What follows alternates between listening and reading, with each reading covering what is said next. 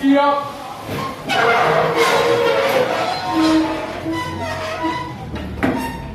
Salam.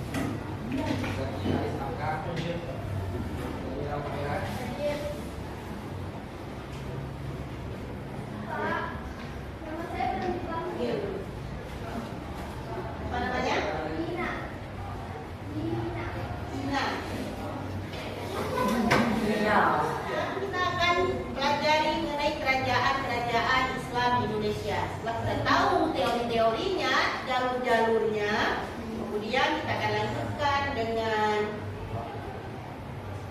ya kerajaan-kerajaannya Islam Indonesia. Baik, pada Pak Rizky, persilakan. Sebelumnya Pak tujuannya dia dulu. Ya. Baik, adapun tujuan pembelajaran kita pada hari ini yang pertama yaitu kalian dapat menemukan dan mengidentifikasi gaya-gaya Islam yang pernah berdiri di berbagai daerah Indonesia seperti kerajaan Pasai, kerajaan Aceh, Demak, Mataram Islam, Banten, Goa Dalu, Ternate dan Kediri.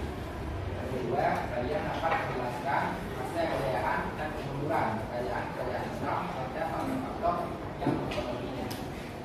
Dan terakhir, kalian dapat menganalisis perkembangan kehidupan masyarakat, sistem pemerintahan, budaya, dan ekonomi pada masa kerajaan Islam di Indonesia.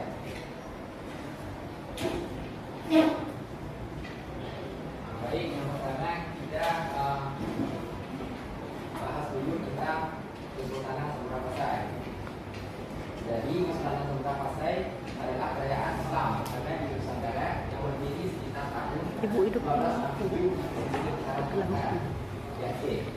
Kerajaan ini menjadi pusat perdagangan Islam Malaka dan pusat penyebaran Islam di wilayah Indonesia. Pada masa kejayaannya, Sunda Pasai dikenal sebagai pelabuhan ramai yang menjadi pedagang dari Arab, India, dan Cina. Kerajaan ini runtuh pada awal abad ke-16 setelah serangan dari Portugis. Peninggalannya meliputi makam raja dan kulit emas yang menjadi sejarah penting untuk umat Islam dan perdagangan di Nusantara. Kedua, Sultan Aceh. Sultan Aceh ini didirikan pada tahun 1496 oleh Sultan Ali Jaya Shah. Ini merupakan raja pertama kerajaan Aceh. Pada abad ke-17 di bawah Sultan Aceh, Aceh mencapai kejayaan dengan menguasai wilayah luas dan aktif dalam politik. Kerajaan ini dikenal sebagai pusat pendidikan Islam dan perdagangan berkembang. Setelah masa kejayaan, Aceh mengalami penurunan akibat konflik internal dan tekanan Belanda. Pada 1903, Belanda menaklukkan Aceh yang mengakhiri Kesultanan Kerajaan Aceh. Kerajaan ini berperan penting dalam penyebaran Islam dan perlawanan terhadap penjajahan Indonesia.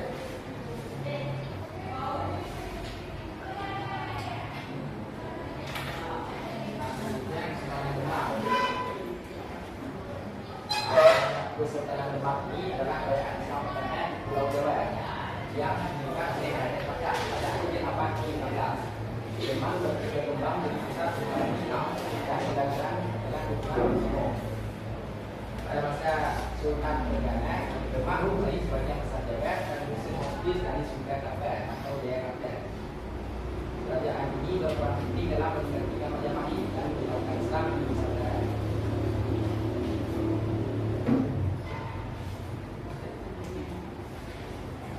Kesultanan yang selanjutnya Kesultanan Mataram Islam. Kesultanan Mataram Islam ini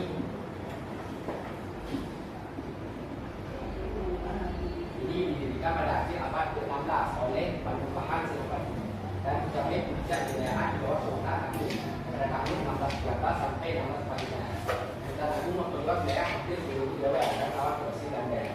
Dia juga melakukan reformasi pemerintahan, ekonomi, dan budaya serta memperkenalkan kalender Jawa. Setelah masa kejayaan, adalah bekerja menjadi langsung anak Surakarta dan Sultan Yogyakarta pada tahun 1995 pada Sultan Belanda. Kerajaan ini penting dalam pengembangan Islam dan budaya Jawa.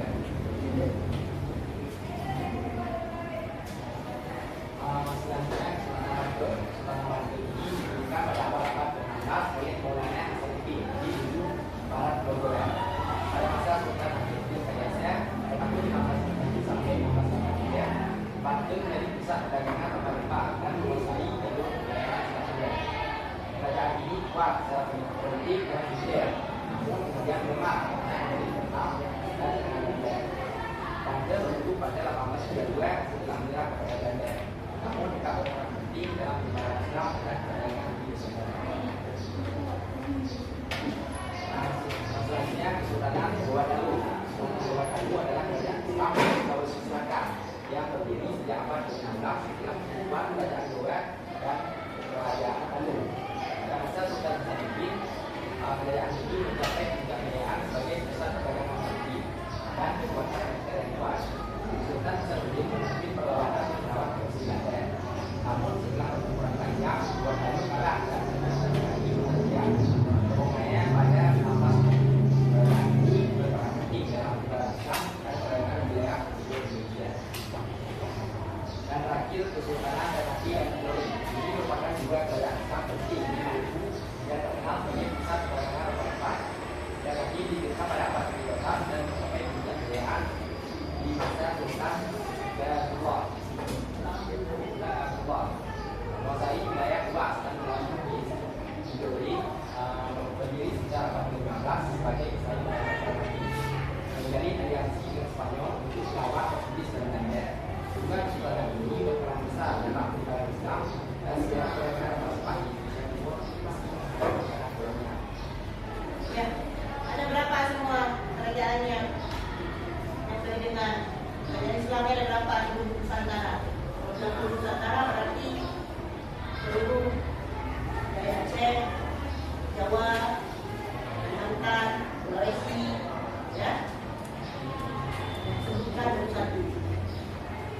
Coba ulangi lagi. Biar ingat.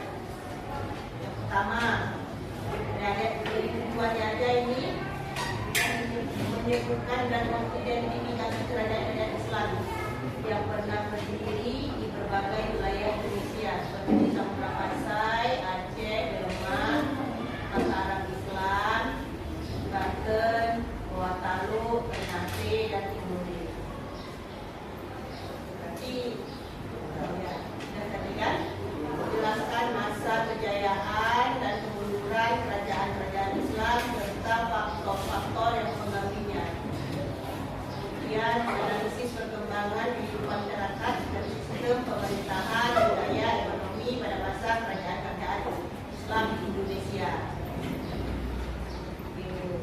Pertama itu yang paling kuat menurut sejarah, ya, menurut sumber sejarah, sumber primer maupun sekunder, diketahui kerajaan Islam pertama yang ada di Indonesia itu ada di Samudra Pasai, yaitu Aceh. Di mana tempatnya? Aceh kan luas.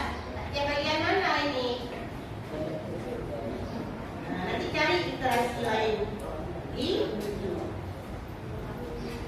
Ya, coba baca yang ditulis sama Pak Rizky di situ. Bilang di sini letaknya itu posisi utara Sumatera. Berarti kita Aceh utara. Itu berdirinya kerajaan Islam pertama yang ada di Nusantara. Makanya dibilang Aceh Islam di Mekah. Pertama Islam. Jangan nengok agak yang sekarang. Kalau nengok sekarang bukan sedang di Mekah lagi, tengah Jumat, tengah balap bertumpuk di UDT balap tengah Jumat, tengah Morogok. Ya, jangan nengok Islam zaman sekarang. Kita adalah daerah pertama yang tempat masuk di Islam. Kemudian kita sebarkan ke seluruh Nusantara, Jawa semua. Lewat jalur dakwah, perkawinan dan jalur Islam. Di sini disebutkan sekitar tahun 1267.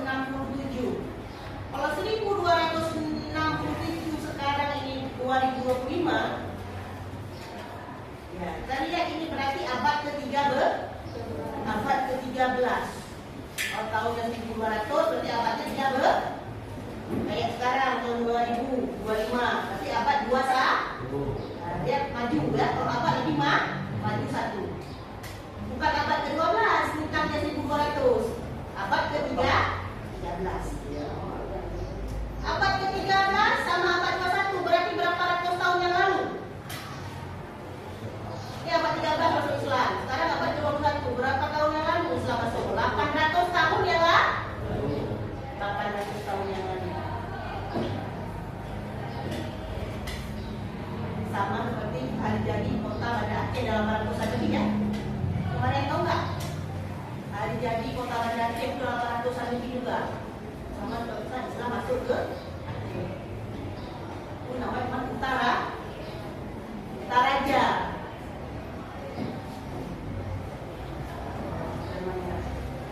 dan beraya juga dan yang paling itu dua juga belum masih ada Belanda dulu dan dibakar berapa kali tak berdiri dibakar kafir Belanda. Ya, Sultanan sudah kita lanjut untuk menghemat waktu. Sultanan Aceh. Ya, di mana ada di Banda Aceh. Banda Aceh.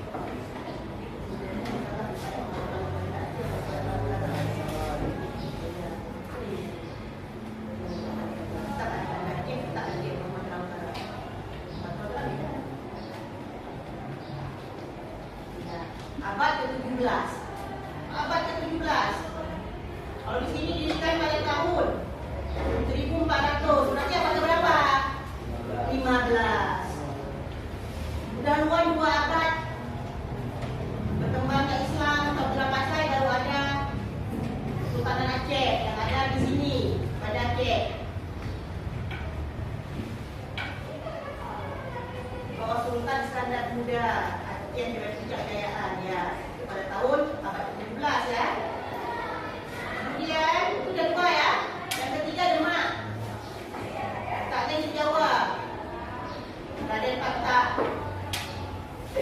Dan salah satu wali songo ini adalah keturunan daripada Sultan Aceh Fatahillah yang mengislamkan Pulau Jawa itu.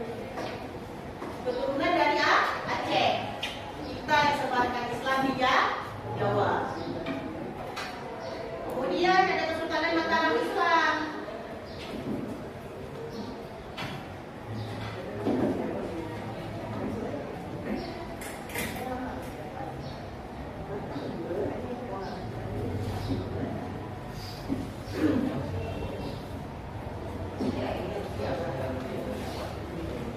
Sultanan Banten, kemudian ya setelah Demak. Demak ini Sunda Kelapa, Jayakarta. Tahu di mana? Jakarta. Dulu namanya Jayakarta. Bahkan lebih zaman ini namanya Sunda Kelapa. Datang Belanda diganti menjadi Batavia. Kenapa ada Batavia? Karena penduduknya itu Betawi. Jadi di bahasa Belanda kan Betawi. Ya. Karena W, maknanya W. Tahu. Oke. Nanti Demak adalah posisinya di Jakarta. Ini Mataram. Di mana Mataram letaknya? Nanti dicari juga. Kita untuk menghemat waktu juga agak cepat ya. Kita ada tugas ya ini. Banten, Jawa Barat, Mataram Jawa Tengah. Kemudian Gorontalo ada di Sulawesi. Makassar ini ya, Sulawesi Selatan. Ternate Tidore juga ada di Sulawesi. Nah, tuh. Ingat kan? Baiklah,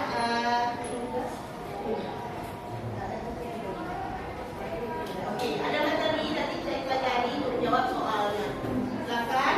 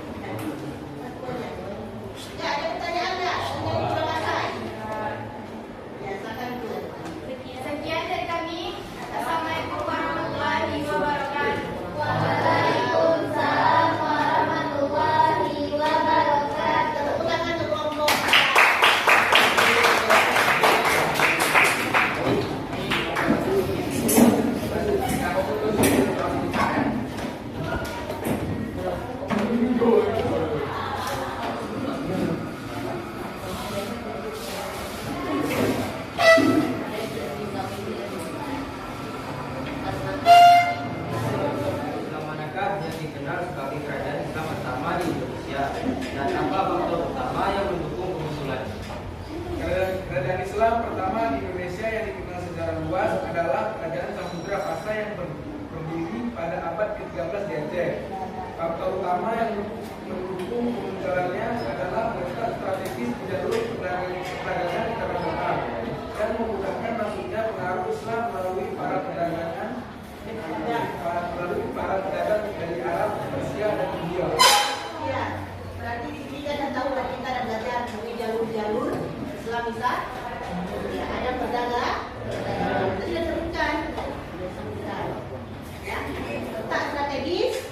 Banyak pedagang-pedagang Persia, Arab, dan jalan yang sudah ke Aceh. Kamu bukan berapa? Itu tadi. Sudah jelas? Ada pertanyaan? Silakan duduk. Sekian dari kami. Wassalamualaikum warahmatullahi wabarakatuh. Waalaikumsalam warahmatullahi wabarakatuh. Baiklah, masuk jawabannya. Pertama.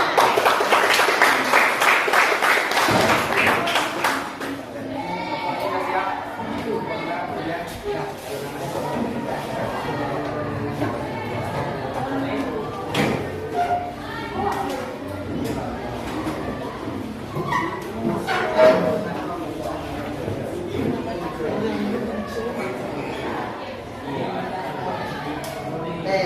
Namanya di bawah. Assalamualaikum warahmatullahi wabarakatuh. Waalaikumsalam warahmatullahi wabarakatuh.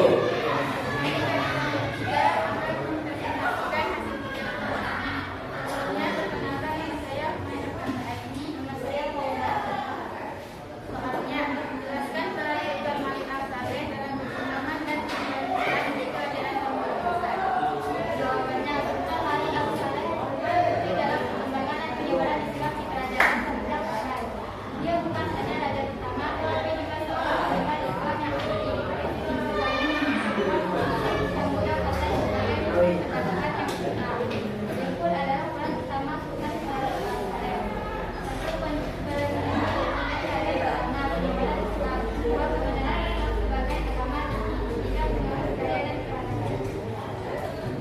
Ya, ada pertanyaan. Lepas dari ulang lagi, jangan cepat sekali baca. Sultan Malik Al-Sabeh banyak kunci dalam perkembangan dan penyebaran Islam di kerajaan Samudra Pasai. Dia bukan hanya raja utama, tetapi juga seorang penyebar Islam yang aktif. Sekaligus memperkuat posisi Samudra Pasai sebagai pusat perdagangan yang besar. Ini pun adalah peran utama Sultan Malik Al-Sabeh. Satu, menjadi raja pertama penyebaran Islam. Kedua, pengenalan Islam sebagai agama dan budaya dan peradaban. Ada yang ditanyakan? Ya. Ya, silakan duduk. Assalamualaikum warahmatullahi wabarakatuh.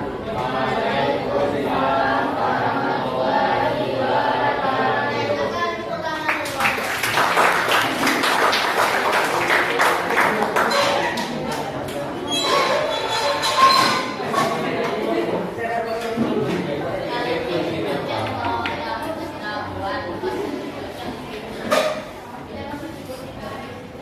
Assalamualaikum warahmatullahi wabarakatuh. Waalaikumsalam warahmatullahi wabarakatuh. Kami perwakilan kelompok 2 ingin mempresentasikan hasil kerja kelompok kami. Perkenalkan nama saya Nida dan nama saya Syafira. Soalnya, faktor utama yang menyebabkan kemunduran kerajaan Demak sehingga para pedagang beralih ke kerajaan Samudra Pasai. Faktor utama adalah karena wafatnya Raja Terakhir Sultan Agung Alaihi Malik Abdul Aziz Johan berdaulat dan kerajaan gelap mengalami kemunduran karena adanya konflik internal berupa perebutan kekuasaan, lemahnya pertahanan dari serangan luar, serta kondisi politik yang tidak stabil. Hal ini membuat para pedagang merasa tidak aman dan mulai meninggalkan kota.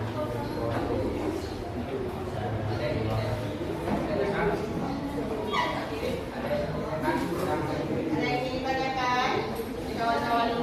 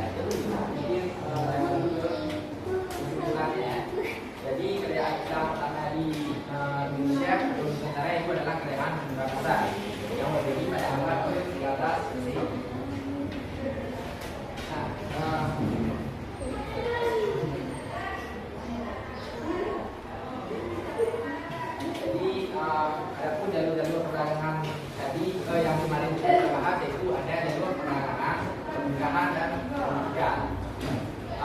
Jalur-jalurnya sendiri yaitu ada 3 dari jarak, yaitu dari India,